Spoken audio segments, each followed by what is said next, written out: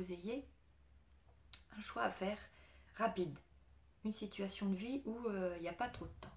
Prenez par exemple une pièce de monnaie. Vous voyez, un côté face et puis un côté pile.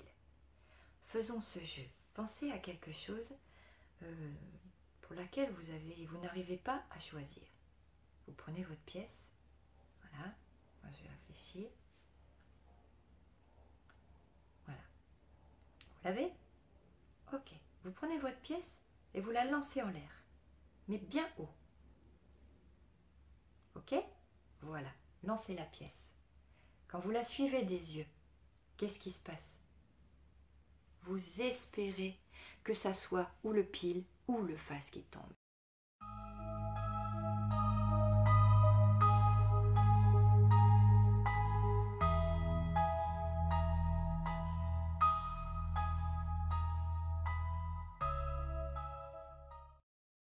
Au moment où vous jetterez votre pièce, vous saurez ce que vous voulez. En fait, on le sait, mais on ne sait pas pourquoi. On se complique la vie, on réfléchit encore et on réfléchit encore, comme disait la jeune fille dans ce commentaire.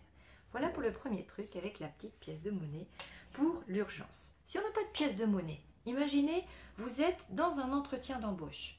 Et là, vous êtes bien embêté, vous êtes avec une personne que vous ne connaissez pas dans n'importe quel endroit, ou vous êtes avec des gens que vous ne connaissez pas. Vous n'allez pas vous amuser à jeter une pièce de monnaie. Non, mais vous avez vos mains. J'espère pour vous, vous avez vos deux mains. Voilà. Vous prenez vos deux mains et vous faites exactement la même chose qu'avec la pièce. Le plus honnêtement possible. Il ne faut pas que les mains soient trop en l'air, mais plutôt poser devant vous, les bras bien tendus, et les mains, les paumes en l'air, comme ça. Vous posez vos paumes en l'air, vous fermez les yeux et vous sentez à gauche telle décision, à droite telle autre décision. Et vous restez comme ça et vous comptez avec 5 ou 10 respirations. Et une fois que vous avez respiré 10 fois, vous ouvrez les yeux et vous regardez. Quelle est la main qui est la plus basse? C'est celle qui pèse le plus lourd. Voilà une autre façon de choisir qui fonctionne extrêmement bien avec des enfants. Voici pour la deuxième solution. Donc on a la pièce, on a les mains qui sont posées. Troisième solution, on peut prendre un papier et puis on fait une liste des pour et une liste des contre.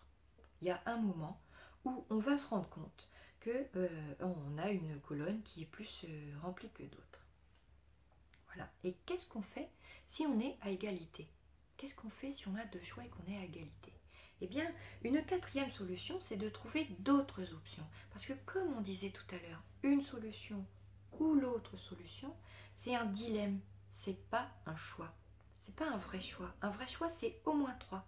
Parce que par exemple, je peux choisir de mettre ma robe noire, je peux choisir de mettre ma robe poudrée, mais je peux aussi choisir d'y aller en pantalon. De ne pas aller à cette soirée parce que j'arrive pas à décider, etc. D'y aller en jupe, de retourner au magasin si j'ai le temps. Il y a plein d'autres options. On voit souvent une petite phrase sur internet qui dit si le plan A ne fonctionne pas, il reste toutes les autres lettres de l'alphabet. C'est pas idiot du tout. Donc trouver plus de choix, vous offrir plus de choix, ça aide à cesser de douter. Et le cinquième point qu'on pourrait avoir, ce serait de mettre une échelle d'évaluation. Par exemple, quand vous doutez, pour les études, pour un choix entre deux personnes, tiens, j'aime bien cette personne, mais j'aime bien une autre personne, etc. Si vous doutez, vous pouvez donner des points. Je voudrais partir en voyage à tel endroit ou partir en voyage à tel endroit, et puis ça m'énerve, j'arrive pas à choisir, puis pendant que j'arrive pas à choisir, je gâche tout mon plaisir de partir en vacances. Tout ça pour que ce soit parfait ou on ne sait pas quoi d'autre. Eh bien, en allant le plus spontanément possible, en disant, bon bah tiens, le Mexique, ah ouais non mais le Mexique 10 sur 10. Et puis bah, finalement dans la Thaïlande, je mettrai 8. On a pris la décision en un quart de seconde, juste en laissant venir le chiffre qui vient, comme si on était ce petit enfant qui dit « Ah ben non maman, celui-là il pèse plus lourd ». Voilà. Donc ça c'était le cinquième petit exercice que vous pourriez faire pour cesser de douter. Voilà. C'est mon petit clin d'œil. Et mon petit clin d'œil dit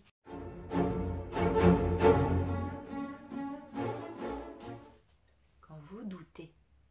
J'avais un un formateur qui m'a appris que la bonne décision, c'est celle qui est prise.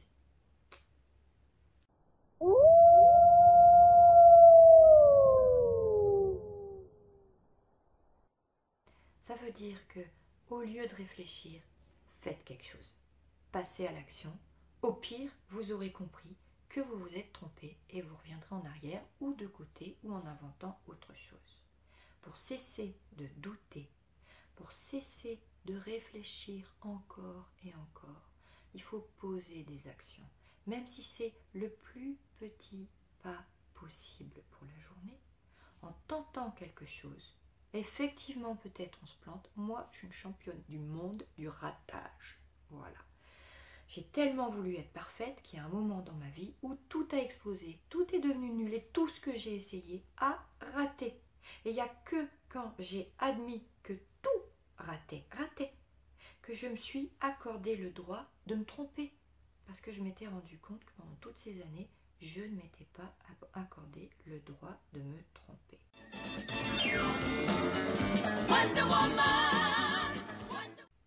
Donc voilà, la meilleure décision, c'est celle qui est prise. Faites quelque chose. C'est sûr à 100%. À bientôt.